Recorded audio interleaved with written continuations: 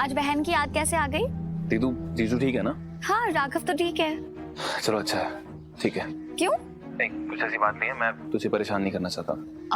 बोलना ध्रुव, क्या बात है? एक्चुअली जीजू ऑफिस आए थे और वो जीजू आप यहाँ? हाँ, मुझे यहाँ नहीं तो और कहाँ होना चाहिए।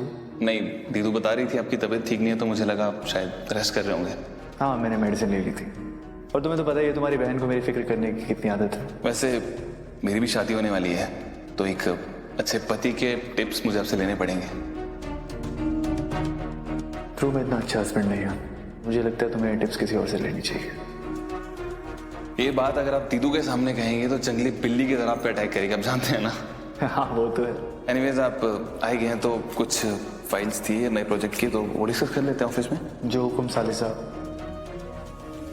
उन्होंने सारी फाइल्स भी देखी, जहाँ पेपर्स पे साइन करने थे वहाँ साइन भी ठीक से कर दिए, लेकिन अचानक से उन्हें कोई कॉल आया और वो थोड़े परेशान हो गए और मुझे कहा कि कोई इमरजेंसी कॉल है, और वो बोल के चले गए। राघव ऑफिस आए थे? हाँ दीदू आए थे, लेकिन सुन ना, तो प्लीज उन्हें पूछना मत, क्योंकि उन्होंने मुझे कहा है कि मैं तुझे नहीं बताऊं। तो पूछना मत, तूने ऑलरेडी उन्हें कहा था कि वो रेस्ट कर रहे हैं और वो ऑफिस आ गए, तो उनकी टांग मत खींचना, ठीक है? राघव ने मुझसे झूठ क्यों कहा? तो इतने में ध्रुव का कॉल आ गया कि मैं ऑफिस आ जाऊँ कुछ पेपर साइन करने के लिए। तो मुझे लगा कि बोर होने से अच्छा मैं ऑफिस ही चला जाता हूँ। तो मैं रास्ते में आ रहा था तो देखा कि भीड़ लगी हुई, तो उतर के देखा तो कीर्ति थी वहाँ पे, और इसे कोई हीट स्ट्रोक आ गया था। तो मुझे लगा इसे रेस्टोरेंट लेके जाता हूँ, आइसक्रीम खाएगी तो शायद बेटर फील करे। दीदू तो कॉल पे है। हेलो। हाँ ध्रुव, सॉरी, वो एक्चुअली मैंने राघव से कहा था ना कि वो घर में रह के आराम करे, और वो ऑफिस चले गए, और मैंने उन्हें जब फोन किया तब उन्होंने मुझसे यही कहा कि वो आराम कर रहे हैं, इसलिए वो शायद जल्दी जल्दी में ऑफिस से निकले होंगे ताकि मुझे पता ना चले, बस और कोई बात नहीं है। कितने क्यूट हो यार तुम दोनों। मुझे तो ये बात समझ में नहीं आती कि जीजू तुझसे प्यार ज्यादा करते हैं कि तुझसे डरते ज्यादा। और तुम बात सुन मेरी, तू डराया मत कर इतना, तू टीचर नहीं उनकी, तू वाइफ है, ओके?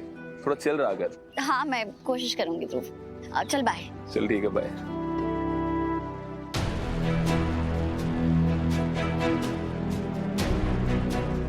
राघव मुझसे बार बार झूठ क्यों बोल रहे हैं? ये बात हम अपनी वाइफ से और दिव्या भाभी से पूछिए। मैं क्या करती हूँ, क्या खाती हूँ, कहाँ जाती हूँ, किससे बात करी, हर चीज क्यों जाननी आप लोगों? मेरी कोई प्राइवेसी है भी या नहीं इस घर में? क्या बात है भाभी?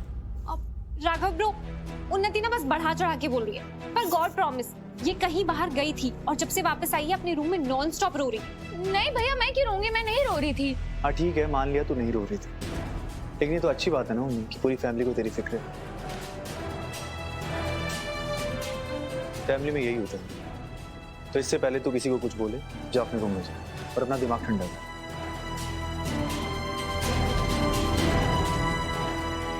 राघव ब्रो, आप बिल्कुल वरी मत कीजिए, मेरी आईज उन्नी पर ही है, क्योंकि इसे कुछ ना कुछ तो जरूर हुआ है और मैं पता लगा के रहूंगी।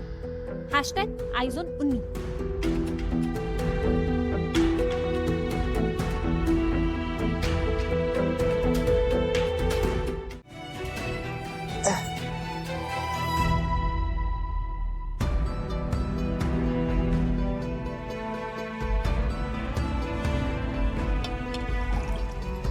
राघव ये लीजिए दवाई। इतनी खा लूंगा बाद में। नहीं राघव, आप अभी खाइए, इस मामले में तो मुझे आप पे बिल्कुल भरोसा नहीं है, अभी खाइए।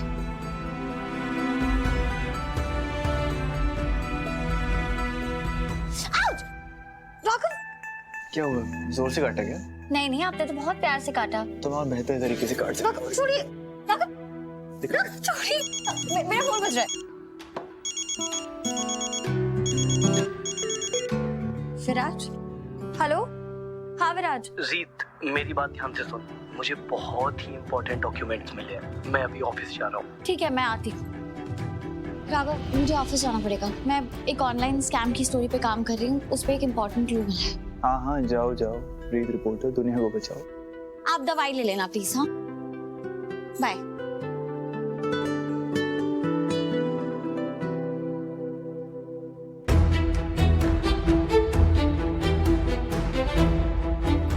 मैं तुम्हें कैसे बताऊं रीत, मैं अपने ही बनाए हुए झूठ के जाल में फंसता जा रहा हूँ। मुझे समझ नहीं आ रहा मैं इससे बाहर कैसे निकलूंगा।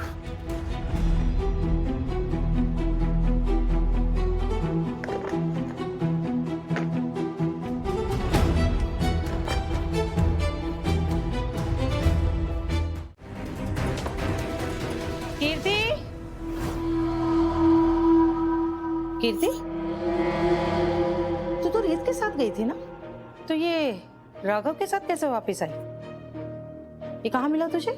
माँ वो मैं आ रही थी ना, दरवाजे के बाहर ही मतलब सड़क पे ही मिल गए थे। सच सच बता कीर्ति, चल क्या रहा है? तू कुछ गलत तो नहीं कर रही है ना?